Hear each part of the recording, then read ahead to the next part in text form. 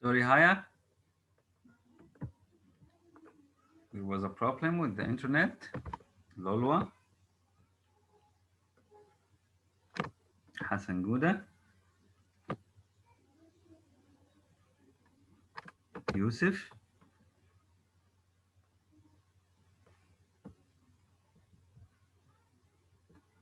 Okay. Welcome, Hassan Gouda. Haya, Lolwa, Yusuf Awad. This is Ruhaim. Okay. Uh, sorry, I closed the session by mistake. I'll just share the screen. Yusuf, how can you see the screen? Yusuf? Oh, yes. Okay, the Wrath of Rosa. Can you see the Wrath of Rosa? Yes. Bodari and Bodari, Tadros. Okay. In the first session, we did grammar, chapter 23.3, vague, ambiguous, and distant pronouns. In this session, we're going to do the Wrath of Rosa, the book thief, the Wrath. You know, Wrath means, who can tell me the meaning of wrath, guys? Who can tell me the meaning of wrath? What's wrath? Hello? Okay. Wrath means anger. The wrath in British English, it's wrath. So this word has two pronunciations, British wrath, American wrath, the wrath of Rosa. Wrath means anger.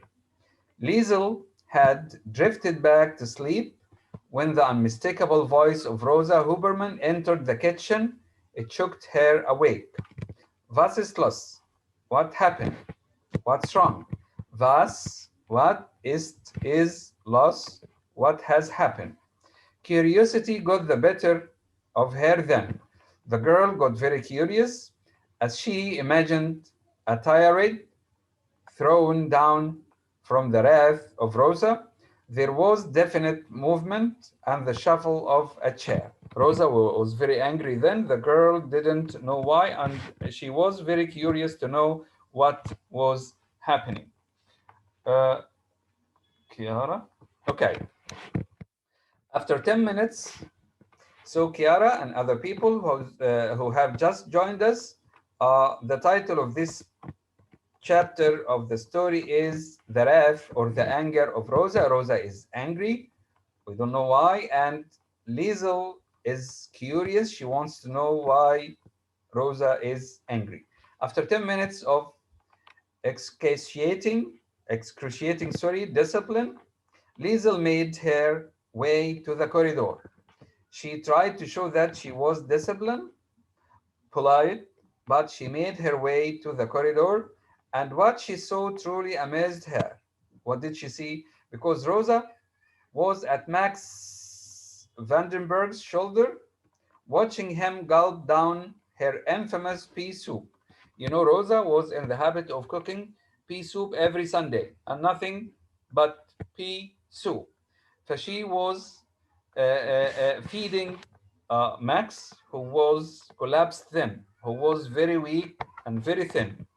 Candlelight was standing at the table. It did not waver. Okay, the candlelight did not shake. Mama was grave. Mama was angry. Her plump figure glowed with worry. She was angry, worried. Okay, somehow, though, there was also a look of triumph on her face. And it was not, like to welcome Yasin, it was not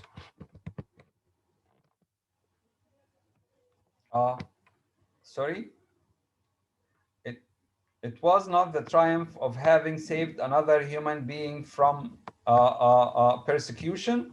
It was something more along the lines of, see, at least he's not complaining. She looked from the soup to the Jew to the soup. Again, if you remember the movie, Max was very hungry. He would welcome any food to be given to him. He wouldn't complain at all because Max is like a refugee, is like a person again who's, but Hans was always complaining about the food. He didn't like Rosa's food. Rosa looked triumphant. She was very proud of her pea soup because Max was eating a big amount of it. Okay, when she spoke again, she asked only if he wanted more. Max declined, refused, preferring instead to rush to the sink to vomit. Okay? Max vomited. His back convulsed and his arms were well spread. His fingers gripped the metal.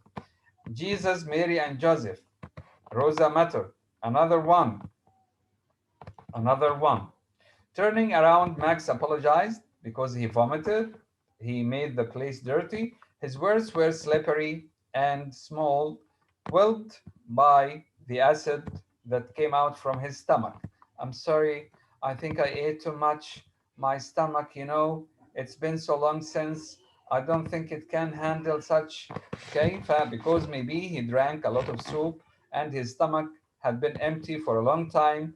This means it didn't welcome this big amount of pea soup.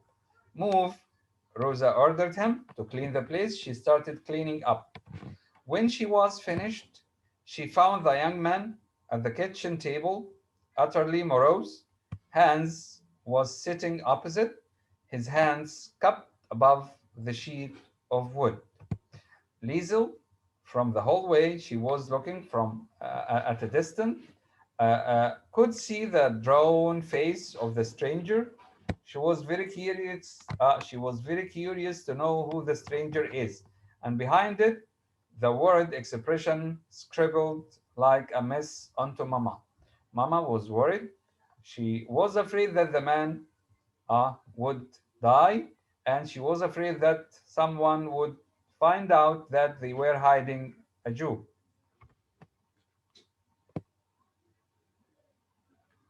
Okay, she looked at both her foster parents.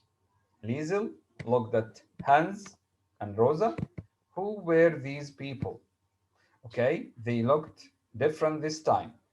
Ryan, we were talking about the moment when Max entered Hans's house to hide from the Nazis, and that Rosa fed him pea soup, her usual food, and Liesel was curious to know who this stranger is. Liesel's lecture. Liesel's lecture. Here we have a lecture. Who do you think will give this lecture? Hmm? This is a question. I need an answer. Who will give this lecture? In your opinion? Yassine, go ahead. Rosa Rosa or or Hans? good. Yes, because when you have a child at home and you're hiding someone, children find it very hard to keep secrets. The girl will go out in the street to play. She's only 10 or 11 now, and she will tell her friends that we have a stranger in our house, and maybe the children will tell their parents, and their parents might be Nazis, and so on. Right. Exactly what kind of people Hans and Rosa Huberman were was not the easiest problem to solve. Kind people, were they kind people? Ridiculously ignorant people? People of questionable sanity? Okay. Are they crazy or something? What was easier to define was their predicament, their problem. The situation of Hans and Rosa Huberman, very sticky indeed. In fact, frightfully sticky. It was a sticky situation. It was a predicament. A predicament, as we say in Arabic, warta. They were in a predicament, fi warta. When a Jew shows up at your place of residence in the early hours of morning, in the very birthplace of Nazism, you are likely to experience extreme levels of discomfort, anxiety, disbelief, paranoia. Each plays its part. You have a mixture of all these feelings. You suffer from discomfort, you are anxious, a disbelief, and you are paranoid. Each plays its part, and each leads to a sneaking suspicion that a less than heavenly consequence awaits. The fear is shiny, ruthless in the eyes. Imagine you're hiding a Jew again in the birthplace of Nazis or Nazism. Okay, this is a big problem. If you are discovered, if anyone knows that you're hiding a Jew, you will be either killed or arrested or tortured or whatever. The surprising point to make is that despite their reticent fear, glowing as it did in the dark, they somehow resisted the urge of hysteria. Mama ordered Liesel away. Mama said, Liesel, come here. Bet Zaumensch. Bet means bed. Yani go to bed, you swine, you pig. The voice calm but firm. She said it firmly and calmly. Bet Zaumensch. Go to your bed. Highly unusual, in an unusual tone. Papa came in a few minutes later and lifted the covers on the vacant bed. All is good, Liesel? Everything is good? Yes, Papa. Ah, as you can see, we have a visitor. She could only just make out the shape of Hans Huberman's tallness in the dark. He'll sleep in here tonight. We have a visitor, and he will sleep in here tonight. Yes, Papa. This is the lecture. He's trying to tell her not to tell anybody about Hans.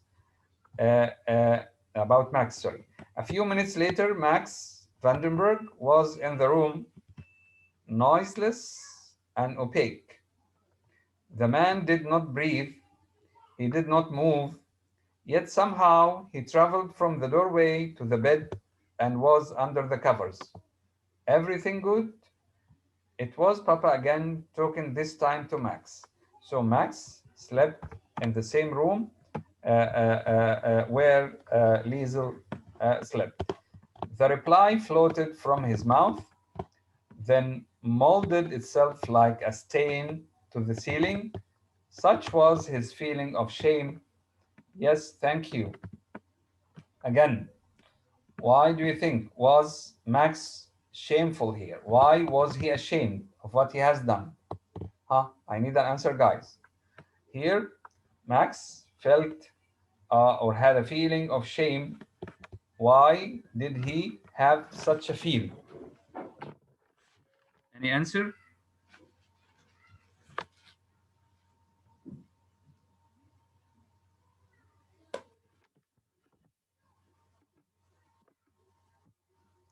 Bodadi, if you can hear me, put your hand up, please.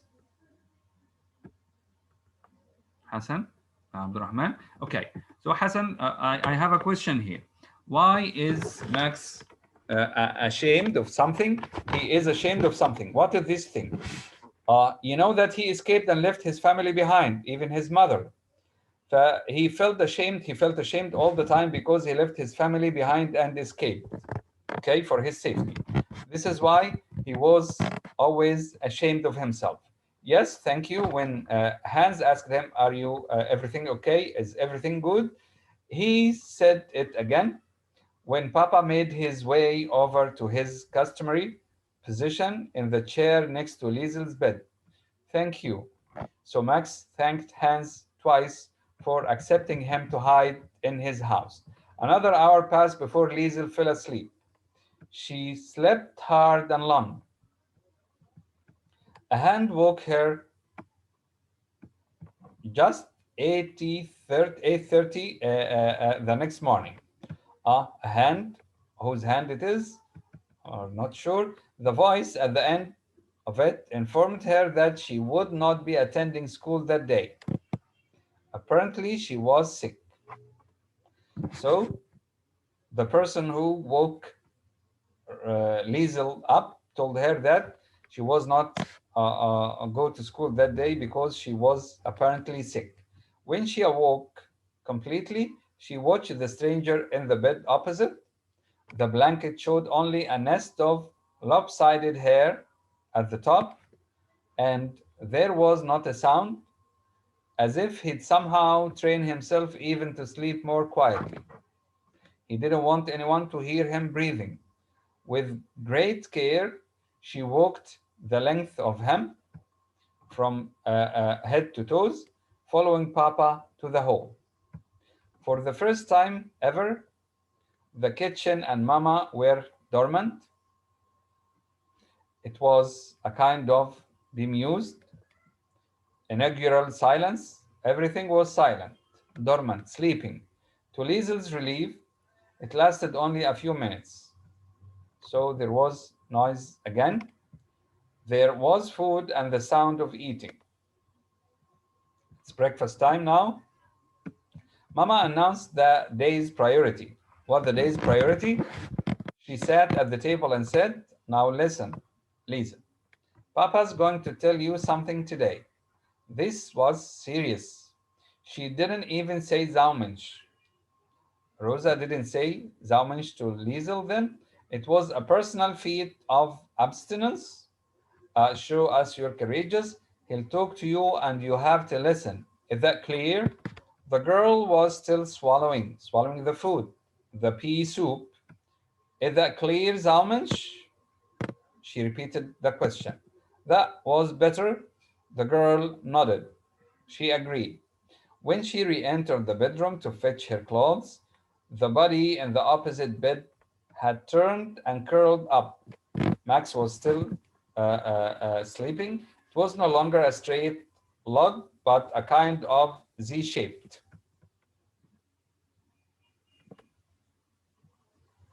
Okay, so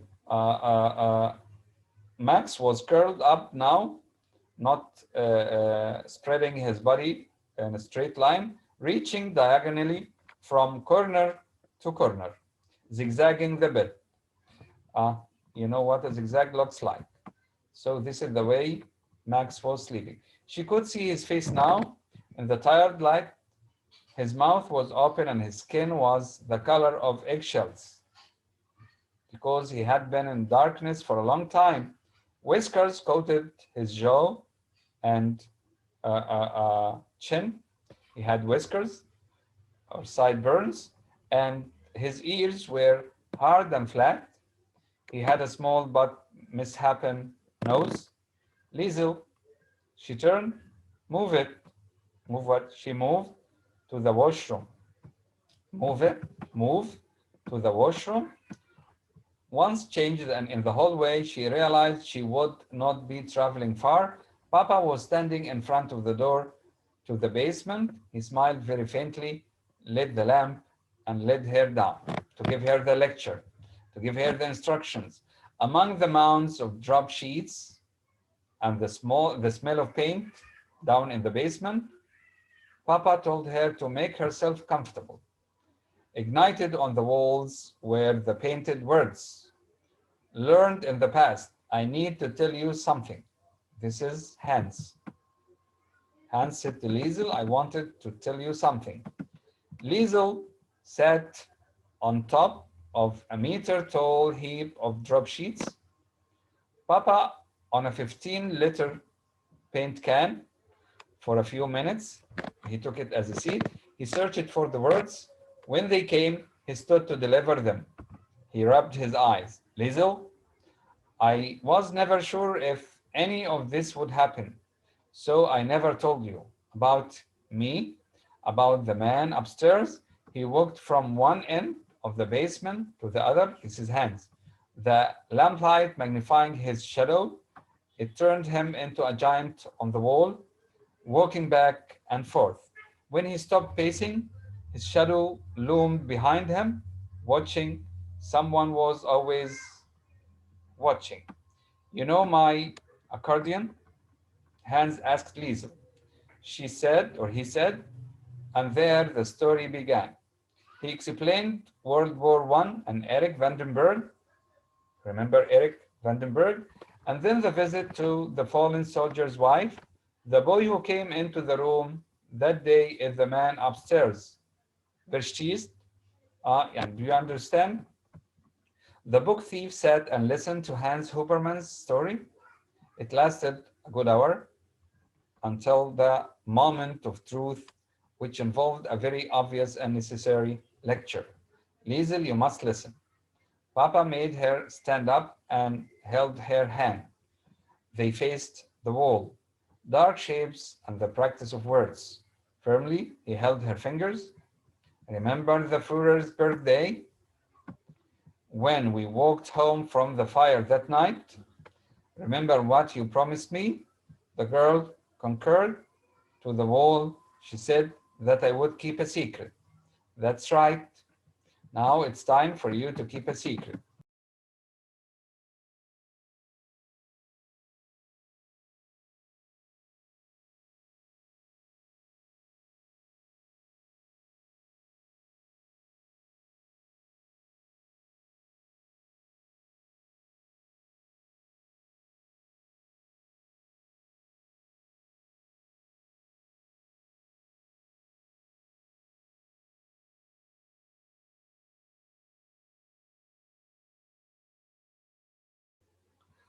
Oh, friends, do you hear me? Hello? Just stop. Are you for a long time or just some seconds? Yes, miss. So are you following up? No, it just stopped now. Okay. So I have a problem with the internet. Mister, your voice is cutting out. I see. Give me a second.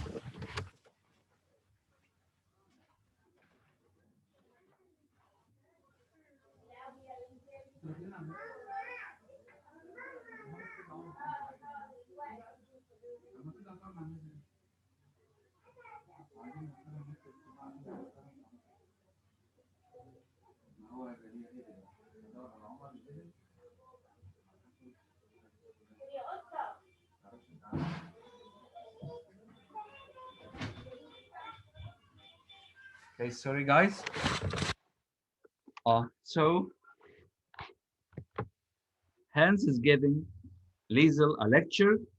He wanted her to keep it a secret. He wanted her not to tell anyone about Max, who came to hide in his house. That's right, between the hand-holding shadows and painted words were scattered about, perched on their shoulders, resting on their heads, and hanging from their arms. Liesel, if you tell anyone about the man up there, if you tell anyone about Max, we will all be in a big trouble.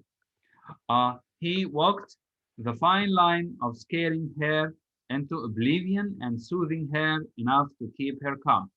He fed her the sentences and watched with his metallic eyes desperation and placidity. You know, placid means quiet. At the very least, Mama and I will be taken away. If you tell anyone about the man upstairs, Mama and I will be taken away. Hans was clearly worried that he was on the verge of frightening her too much, but he calculated the risk. He had to frighten the girl to make her keep the secret, preferring to err on the side of too much fear rather than not enough. The girl's compliance had to be an absolute, immutable fact. Toward the end, Hans Huberman looked at Liesel Meminger and made certain she was focused. He gave her a list of consequences. If you tell anyone about that man, her teacher, Rudy, it didn't matter whom. What mattered was that all were punishable. For starters, he said, I will take each and every one of your books and I will burn them. It was callous. I'll throw them in the stove or the fireplace. He was certainly acting like a tyrant, but it was necessary. Understand? He said to the girl, if you tell anyone, I'll take your books. He knew she liked books very much and burn them. Understand? The shock made a hole in her.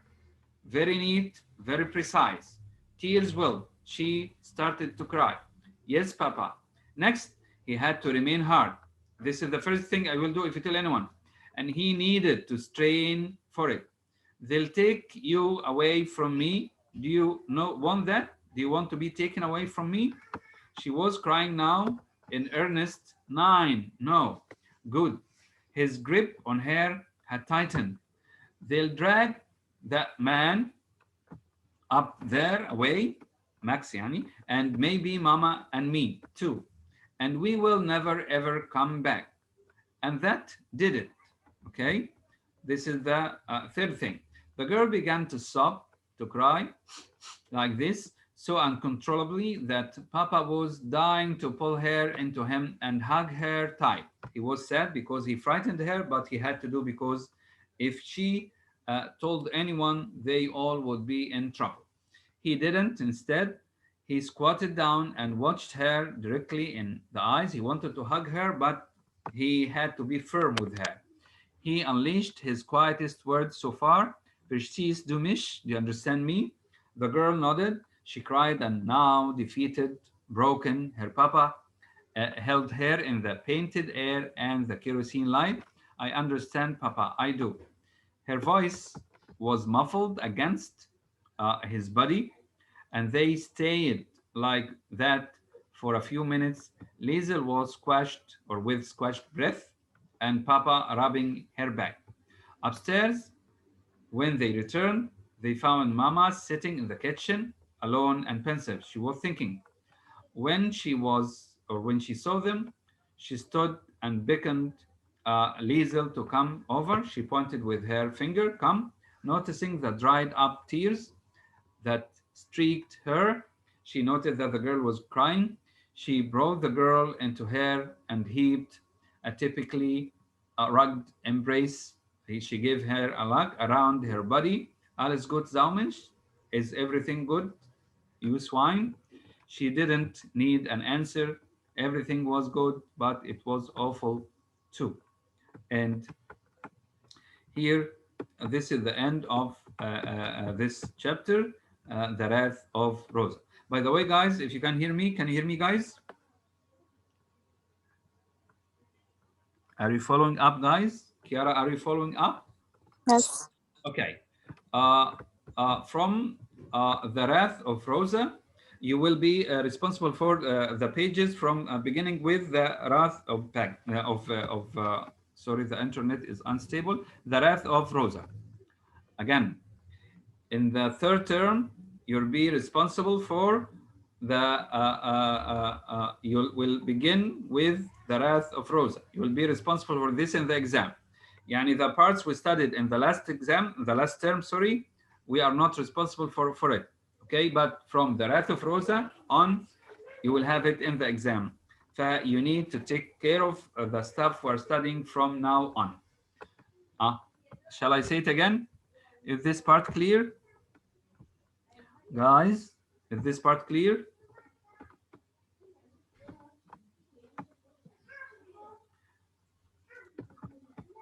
Yes. Nobody answers. Nobody answers except the gentleman who finally said yes.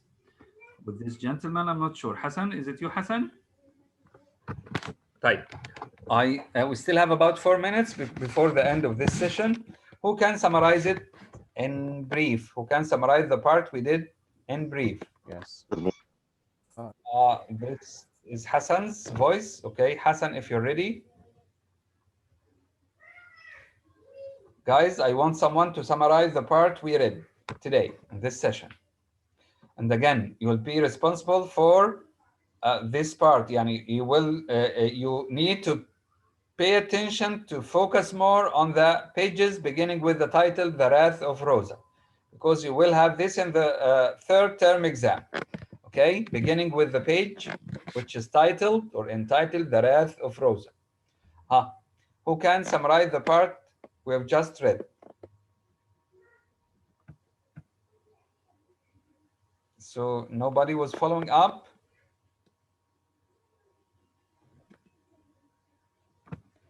Nobody was following up at all. Nobody can summarize the part I explained. Lolwa, can you hear me? Lolwa, Ryan, Yasmin Saeed. Yasmin, you never answer me. Yasmin Saeed, are you there?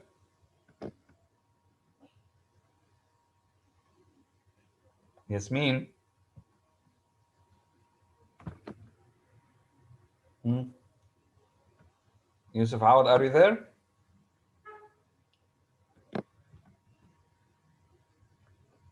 Even you, Yusuf? Guys, can you hear me? Okay, looks like the 10 people in the room with me, okay, are not there. I'll end the session. Somebody is chatting. Okay, Yusuf Awad. I'll end the session right now. See you tomorrow. Salam alaikum. So tomorrow we're going to do the sleeper, okay? Salam.